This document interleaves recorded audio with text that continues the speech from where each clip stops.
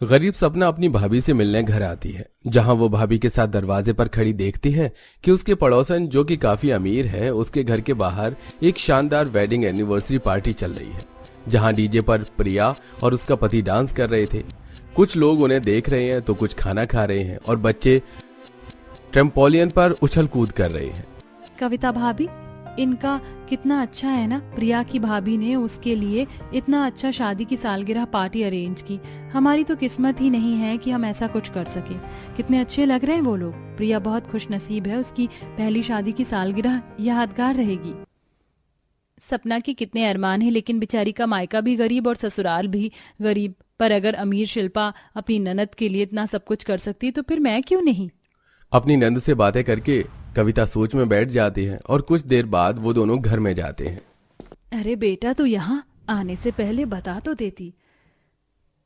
माँ, आपकी याद आ रही थी इसलिए मिलने के लिए आ गई। अब इसमें बताना क्या था। वैसे शिल्पा भाभी ने प्रिया की शादी की पहली सालगिरह पार्टी कितनी अच्छी रखी है। बहुत खुशनसीब है प्रिया। वो तो है बेटा। इस तरह सपना अपनी माँ भाभी के साथ वक्त गुजारती है, खाना खाती है और सो जाती है। अगले दिन अपने ससुराल जाने लगती है। उसको ससुराल जाता देख हाथों में सामान लिए प्रिया अपनी भाभी से बोलती है, अरे सपना, तुम भी अपने मायके आई थी अपने माँ बाप से मिलने। बता देती मुझे, मैं तुम्हें अपनी पार्टी में इनवाइट कर लेती। वैसे देखा तो होगा ही तुमने, रात को मेरी भाभी ने मेरी पहली शादी की सालगिरह कितनी अच्छी बनाई। अरे प्रिया, अगर तुम बोल भी देती तो भी बेचारी आ नहीं पाती। ये दोनों नंद भाभी जितना प्यार दिखाती है, इनमें थोड़ी ना है इतना प्यार। अगर इतनी अच्छी होती कविता तो अपनी नंद को क्या 2 दिन के लिए रोक ना लेती। भाभी, मैं यहाँ सिर्फ माँ से मिलने के लिए आई थी। सपना जवाब देकर चली तो जाती है, पर कविता को बहुत बुरा लगता है। और जब वो घर में जाती है तो उसका 5 साल का बेटा राजू उसे परेशान करने लगता है।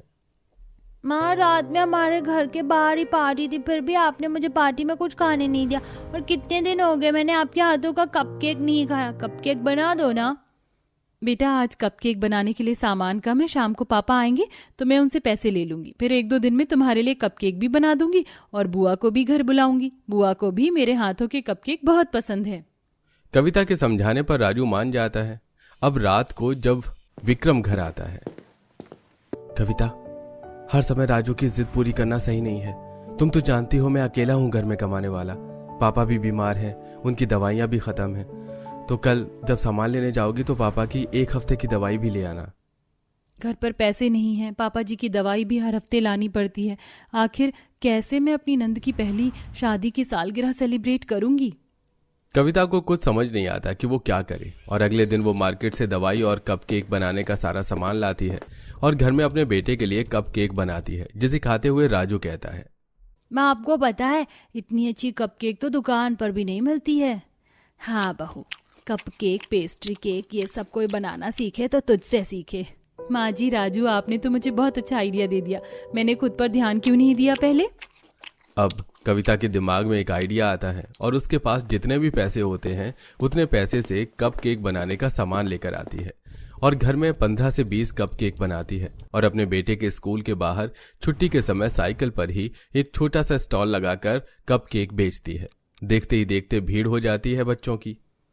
आंटी, एक मुझे भी 10 वाला कपकेक दे दो। नहीं, पहले मुझे, मैंने पैसे दिए हैं। हाँ बच्चों, तुम सब आराम से रहो, मैं सबको एक एक करके दूंगी। कविता ने जितने भी कपकेक बनाए थे वो 10 मिनट में आराम से बिक जाते हैं। और अब कविता अपने बेटे के साथ घर आती है तो देखती है कि ससुर बेड पर लेटा है और उसकी नंद सपना अपनी माँ के साथ नीचे बैठी थी और उसके हाथ में टमाटर की टोकरी थी। भाभी, ये देखिए, मेरी सास ने टमाटर के पौधे लगाए थे। इस बार काफी टमाटर हुए तो मैंने सोचा कि आप लोगों को देने के लिए आ जाओ। पर आप इस वक्त कहाँ गई थी। तभी प्रिया और उसकी भाभी उनके घर आती हैं। अरे भाभी, तुमने अपनी प्यारी नंद को नहीं बताया। ऐसे तो तुम दोनों के बीच में बहुत प्यार है, पर तुम कुछ बताती नहीं। चलो मैं ही बता देती हूँ। सपना बेचारी तुम्हारी भाभी मेहनत मजदूरी कर रही है। हाँ, तो तुम दोनों नंद भाभी को क्या दिक्कत है। अगर मेरी बहू काम कर रही है तो तुम अपने काम से काम क्यों नहीं रखती। प्रिया, तुम अपनी बीमार माँ को देखने के लिए आई थी। अब कब तक रहोगी मायके, अपने घर जाओ। शांति दोनों अमीर नंद भाभी को डांट कर भगा देती है, जिसके बाद कविता अपनी नंद और सास के पास बैठती है और उनसे कहती है, सपना, माँ जी, घर के हालात कुछ ठीक नहीं है, इसलिए मैं सोच रही हूँ कि विक्रम जी की थोड़ी मदद करवा दूं और घर में ही कपकेक और बाकी बेकरी का सामान बनाकर बेचूं। ये तो बहुत अच्छी बात है। मेरी मदद की जरूरत हो तो बताना। अच्छा, मैं चलती हूँ, घर जाते जाते शाम हो जाएगी। इतना बोलकर सपना वहां से चली जाती है। पर कविता ने आज जो भी कमाया था वो उन पैसों से अपना कप केक और पेस्ट्री बनाने का सामान लाती है और घर में ही पेस्ट्री केक और कप केक जैसी चीज बनाती है और उन्हें स्कूल के बाहर ही बेचती है। इसी तरह एक हफ्ता बीत जाता है और अब उसकी कमाई अच्छी होने लगती है। ये देख शिल्पा अंदर ही अंदर खुश होती है। वहीं दूसरी तरफ प्रिया अपने मायके दोबारा आती है अपनी बीमार माँ को देखने और अपनी सोती हुई माँ के पास बैठकर अपनी भाभी से कहती है, भाभी, माँ की तो तबीयत ठीक नहीं है। सोच रही हूँ जब तक माँ की तबीयत ठीक नहीं हो जाती मैं यहीं रहूं। आप अकेली कितना करोगी? प्रिया, तुम मेरे बारे में कितना सोचती हो? तुम मेरी ननद नहीं, मेरी बहन हो। वैसे डॉक्टर ने कुछ पेपर्स दिए हैं, उन पर भी तुम्हारे साइन चाहिए। तुम्हारे भैया ने कर दिया है, पर वो दोनों बच्चों के मांग रहे हैं ताकि इमरजेंसी में माँ जी को एडमिट किया जा सके। दोनों ही नंद भाभी में काफी प्यार था, इसलिए प्रिया अपनी भाभी से न कोई सवाल करती है और न ही पेपर्स देखती है और चुपचाप उन पर साइन कर देती है। तो वहीं दूसरी ओर जब सपना को पता चलता है कि उसकी भाभी का काम चलने लगा और उन्होंने अब एक ठेला ले लिया है, तो वो अपनी भाभी से मिलने आती है जहां कविता कप केक पर क्रीम से सजावट कर रही थी। भाभी, माँ बता रही थी कि आपका काम बहुत अच्छा चल रहा है। भगवान करे आप ऐसे ही तरक्की करें। भाभी, आप मुझे भी कुछ बनाना सिखा दीजिए ना, ताकि मैं भी अपने ससुराल में कुछ कर सकूं। अरे बेटा, तू यहाँ रहती तो तेरी भाभी तुझे सिखा देती। माँ जी, इसके लिए नंद जी को यहाँ रुकने की जरूरत नहीं है। नंद जी, जैसे ही मैं इन कामों से फ्री होंगी मैं खुद आपके ससुराल जाकर आपको सब सिखा दूंगी। शांति, कविता, सपना आपस में बात कर ही रही होती हैं कि तभी बाहर से शोर आता है और वो सभी बाहर आते हैं और देखते हैं कि शिल्पा अपनी सास को गाड़ी में अपनी नंद के साथ अस्पताल ले जा रही होती है और जाने से पहले अपनी गाड़ी को कविता के घर के बाहर रोकते हुए उससे कहती है, बड़ी खुश नजर आ रही है, पर यह खुशी ज्यादा देर नहीं रही, क्योंकि तुम्हारी दुकान ज्यादा नहीं चलेगी। भाभी, जाने दीजिए ना, इनके नकली प्यार से हमें क्या, हमारे बीच प्यार है ना, बस काफी है। इतना बोलकर प्रिया और शिल्पा वहां से चली जाती हैं। समय यूं ही बीतता है और अब कविता अपनी क्लाउड किचन चालू कर लेती है और रात के समय विक्रम डिलीवरी करता है। मेरा बच्चा ऑफिस से आते ही डिलीवरी करने के लिए चला जाता है। माँ, मैं अकेला तो कुछ नहीं कर रहा ना। अब जब मेरी बीवी इतना सब कुछ कर रही है तो मेरा भी हक बनता है कि मैं उसकी मदद करूं। विक्रम, देखो हमारी अमीर पड़ोसन ने 20 कपकेक का ऑर्डर दिया है, क्या करूं? करना क्या है, ऑर्डर पंच कर दो। विक्रम के बोलने पर कविता 20 पेस्ट्री बनाकर तैयार कर देती है, पर थोड़ी ही देर में शिल्पा ऑर्डर कैंसिल कर देती है। ये देखा, उस शिल्पा की बच्ची ने जानबूझकर ऑर्डर कैंसिल कर दिया। अब हम क्या करें, हमारा 500 रुपए का नुकसान हो जाएगा। कविता, जिसके साथ भगवान होता है उसका कोई बुरा नहीं कर पाता। देखो, हमारे पास 21 कपकेक का नया ऑर्डर आ गया। अपना नया ऑर्डर देख कविता को बहुत अच्छा लगता है और इसी तरह वो अपने पति और पूरे परिवार के साथ मिलकर मेहनत करती है और देखते ही देखते 3 महीने में 2 लाख जमा कर लेती है। विक्रम, मैंने अपने क्लाउड किचन से 2 लाख रुपए जमा कर लिए हैं। नंद जी की पहली शादी की सालगिरह है। आप टेंट वाले, केटरिंग वाले, लाइट वाले सभी को ऑर्डर दे दीजिए ताकि सब टाइम से हो जाए। इस तरह सुबह होते ही कविता डेकोरेशन वाले को घर बुलाती है और पूरा घर डेकोरेट करवाती है।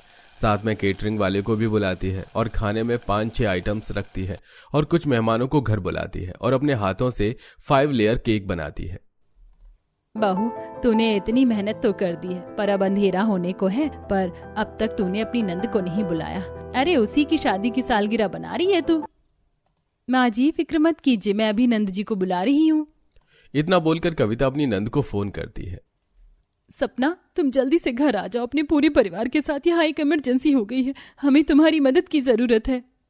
सपना कुछ बोल पाती उससे पहले कविता फोन रख देती है और पूरे घर की लाइट बंद कर देती है। बेचारी सपना अपने पूरे परिवार के साथ जल्दबाजी में घर आती है। वो इतनी परेशान थी कि उसने घर के बाहर लगा टेंट और डेकोरेशन नहीं देखी थी और जैसे ही घर में वो कदम रखती है कविता लाइट ऑन करती है और उसके ऊपर फूल गिराए जाते हैं।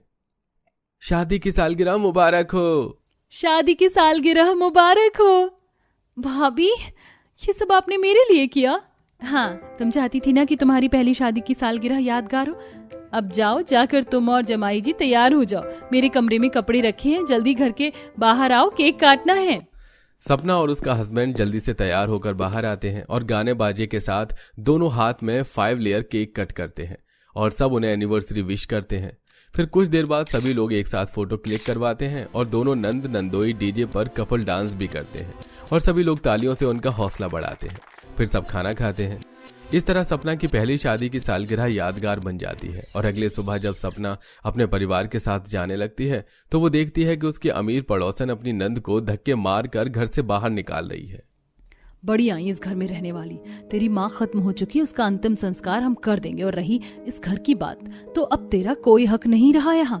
मरते हुए तेरा बाप मेरे पति से ज्यादा तुझे प्रॉपर्टी दे गया, इसलिए तुझे मैंने झूठा प्यार का नाटक किया ताकि तुझसे तेरी प्रॉपर्टी ले सकूं। और अब जब सारी प्रॉपर्टी मेरे नाम हो चुकी है तो क्यों तुझे बर्दाश्त करूं? अब तो सास भी मर गई मेरी। मैं दूसरों को कहती रही कि लोग दिखावे का प्यार करते, पर सबसे बड़ी झूठी मक्कार तो आप निकली। सपना, मुझे माफ करना, मैं तेरी भाभी को बुरा बोलती रही। कोई बात नहीं प्रिया, मुझे खुशी है इस बात की कि समय रहते तुम्हें सच्चाई का पता चल गया। उस दिन प्रिया को अपनी गलती का एहसास होता है और उसे समझ आ जाता है कि जरूरी नहीं जो आपको प्यार दिखा रहा है उसका प्यार सच्चा ही हो। प्रिया पकड़ मुझे आ जल्दी पकड़ अभी पकड़ती हो तुझे, रुक नेहा की बच्ची। प्रिया बेटा जल्दी इधर आओ, मैंने तुम्हें कितनी बार बोला गरीबों के साथ नहीं खेलना चाहिए, चलो यहाँ से। इतना बोलकर अमीर सीमा अपनी बेटी प्रिया का हाथ पकड़कर उसे खींचकर वहां से ले जाती है। ये देख नेहा को काफी बुरा लगता है और वो अंदर रोते हुए जाकर अपनी माँ कविता से बोलती है, हम गरीब है क्या, इस वजह से अमीर लोग हमारे साथ ऐसा करते हैं? क्या गरीब होना पाप है? आप जाकर सीमा आंटी से क्यों नहीं बोलती हैं कि वो मुझे प्रिया के साथ खेलने दे? आखिर हम दोनों दोस्त ही तो हैं। नहीं बेटा, ऐसा नहीं बोलते, वो तुमसे बड़ी हैं, तुम्हें उनकी इज्जत करनी चाहिए। और ये अमीरी गरीबी तो बस बोलने वाली बात है, क्योंकि अमीर के पास पैसा होता है इसलिए वो गरीबों को पसंद नहीं करते। पर इसका मतलब ये नहीं कि हम किसी से नफरत करें। कोई हमारे साथ कितना ही बुरा क्यों ना करे, पर तुम हमेशा उनके साथ अच्छा ही करना, क्योंकि भगवान उन्हीं के साथ होते हैं जो अच्छे कर्म करते हैं। जहाँ कविता अपनी बेटी को अच्छी शिक्षा दे रही होती है तो वहीं अमीर सीमा अपनी बेटी को गरीबों से दूर रहने की शिक्षा देती है। बेटा कितनी बार बोला है गरीबों से दूर रहा करो, ये गरीब बहुत लालची होते हैं, हमारे साथ रहकर हमारे पैसों पर नजर रखते, इसीलिए दोस्ती हमेशा बराबर वालों से करनी चाहिए। कल से उस लड़की के साथ मत रहना। अब इसी तरह कुछ दिन बीत जाते हैं और एक दिन, सीमा बेटा, मैं जब तक रोटी बना रही हूँ तुम दाल में तड़का लगा लो, मैं तुम्हें बताती जाती हूँ, वैसे ही करना। अब जैसे कविता अपनी बेटी को बताती जाती है वैसे ही नेहा दाल में तड़का लगा देती है। इस तरह कविता समय के साथ न अपनी बेटी को अच्छी शिक्षा बल्कि उसे घर के काम करना भी सिखाती है। तो वहीं जब शांति अपनी पोती को काम बोलती है, अरे बेटा सारे दिन बस खेलती रहती है, थोड़े काम करने सीख ले, लड़कियों को घर के काम करने आने चाहिए। जा अब जाकर रसोई से 2 रोटी ले आ। मैं क्यों लाकर दूं रोटी? घर में क्या नौकर नहीं रखे हैं? और आप मुझसे काम मत बोला करो, मैं कोई गरीब नहीं हूँ। क्यों माँ, सही कहा ना मैंने? बहू देख रही है हमारी प्रिया कितनी बदतमीज हो रही है, तो इसे अच्छी परवरिश नहीं दे रही।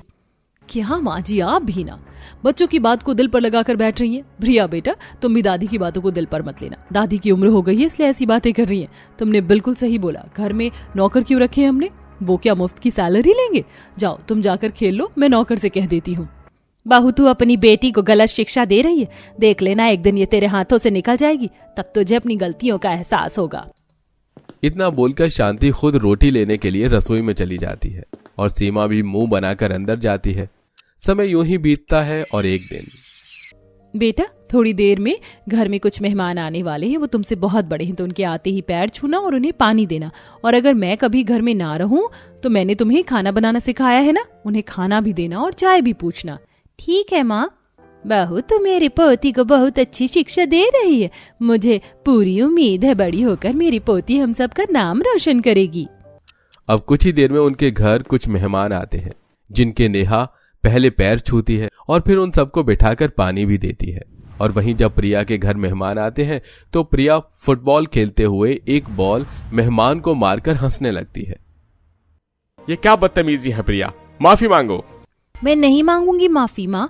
आपने देखा पापा मुझे घर आते ही इन 2 कौड़ी के मेहमानों के लिए सुना रहे हैं, मैंने कुछ भी जानबूझकर तो नहीं किया। सच में दिनेश भाई साहब, गलती करी हमने यहाँ आकर। अरे इतनी बदतमीज बच्ची हमने आज तक नहीं देखी। आप सब बेकार ही नाराज हो रहे हैं, प्रिया भी बच्ची है, नादान है, उसे ऐसे मत डांटो। बेटा तुम बाहर जाकर खेल लो। इस तरह सीमा बेटी के सामने ही उसकी तारीफ करती है और उसकी गलती पर उसे बढ़ावा देती है, जिस वजह से प्रिया और भी ज्यादा बिगड़ जाती है। समय यूं ही बीतता है और देखते ही देखते दोनों बेटियां 20 साल की हो जाती हैं और आज दोनों का कॉलेज का पहला दिन होता है। प्रिया क्लासरूम के बाहर अपनी सहेली के साथ खड़ी थी। वो देख प्रिया, वही गरीब लड़की क्लास में जा रही है, चल उसका बैग छीनते हैं। तो ठीक है, करते हैं आज उसे परेशान। इस तरह प्रिया अपने दोस्त के साथ मिलकर उस लड़की का बैग छीन लेती है और अपने एक दोस्त से दूसरे दोस्त के हाथ में बैग फेंकती है और उस लड़की को परेशान करती है। ये तुम लोग क्या कर रही हो? प्लीज मेरा बैग दे दो। प्रिया, अपने नालायक दोस्तों का साथ छोड़ दो, वरना किसी दिन मुसीबत में फंस जाओगी। और अब मेरी दोस्त का बैग दो, वरना मैं तुम्हारे पापा से शिकायत कर दूंगी। सही कहती थी माँ, तुम गरीब बहुत तेज होते हो। अगर तुम मेरी पड़ोसन न होती तब मैं तुझे बताती। प्रिया के पिता काफी स्ट्रिक्ट थे और प्रिया केवल अपने पिता से डरती थी। बस इसलिए पिता का नाम सुनकर प्रिया उस लड़की का बैग देकर वहां से चली जाती है। इसी तरह कुछ दिन बीत जाते हैं और एक दिन कैंटीन में प्रिया अपने कुछ दोस्तों के साथ जाती है।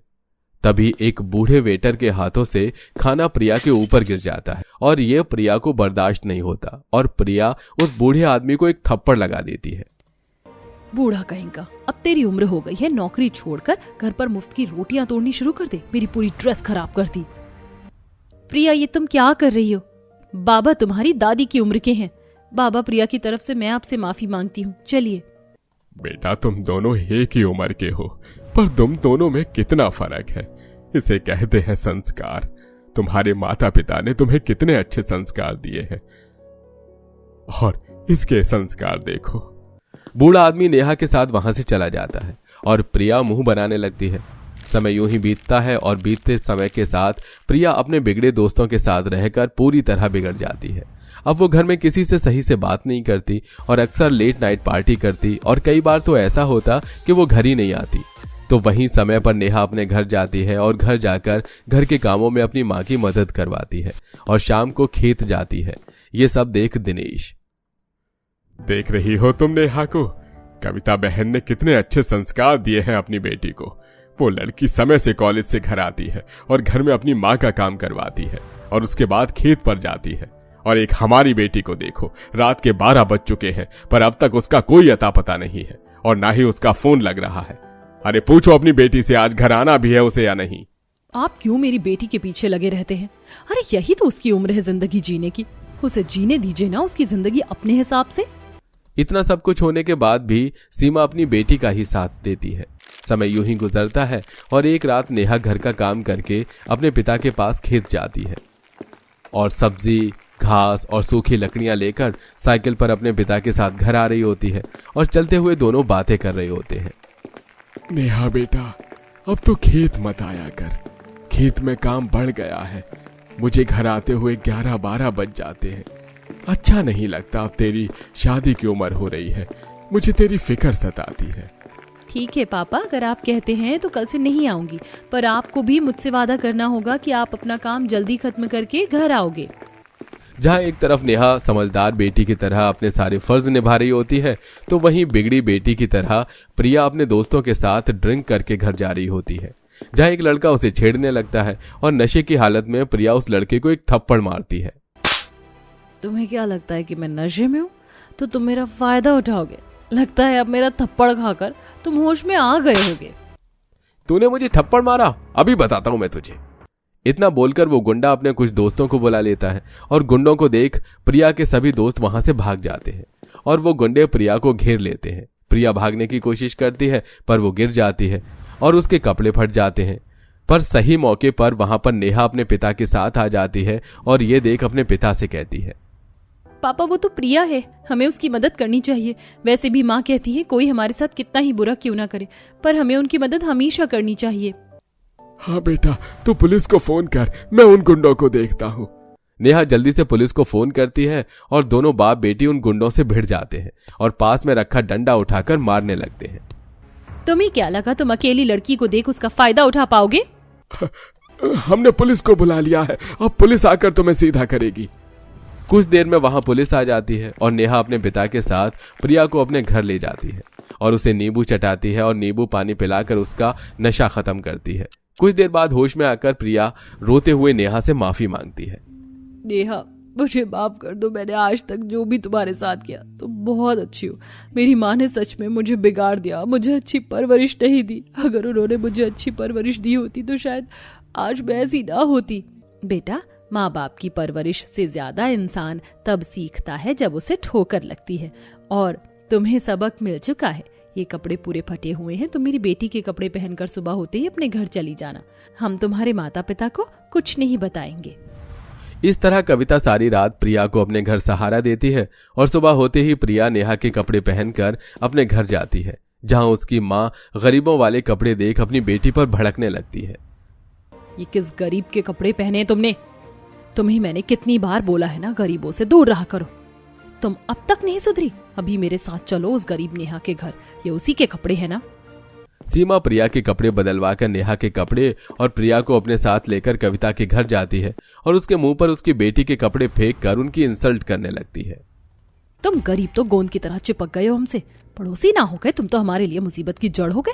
कितनी बार बोला मैंने तुम्हारी बेटी को कि मेरी बेटी से दूर रहे, पर तुम्हारी बेटी तो मेरी बेटी का पीछा ही नहीं छोड़ना चाहती। अरे बोलो आज कितने पैसे तुम्हें चाहिए? तुम्हारा मुंह भर दूंगी मैं पैसों से। माँ बस करो, तुम उस इंसान की इंसल्ट कर रही हो जिसने मेरी जान बचाई, मेरी इज्जत बचाई। तुम जानती ही क्या हो कल रात के बारे में? तुम्हें होश भी रहता है मैं कहाँ रहती हूँ? अरे तुम्हें क्या होश रहेगा जब होश मुझे ही नहीं रहता? ये सब तुम्हारी ही वजह से हुआ है। तुमने ही मुझे ऐसी परवरिश दी और मैं इतनी बदतमीज हो गई। इतना बोलकर प्रिया कल रात के बारे में अपनी माँ को सारा सच बताती है, जिसके बाद सीमा को एक गहरा शौक लगता है और वो बिना कुछ कहे हैरान होकर वहां से चली जाती है। प्रिया भी जाती है तो वो अपनी माँ को उसके कमरे में फूट फूट कर रोता हुआ देखती है और उसकी माँ उससे माफी मांगती है और बाद में जाकर नेहा घर वालों से भी माफी मांगती है।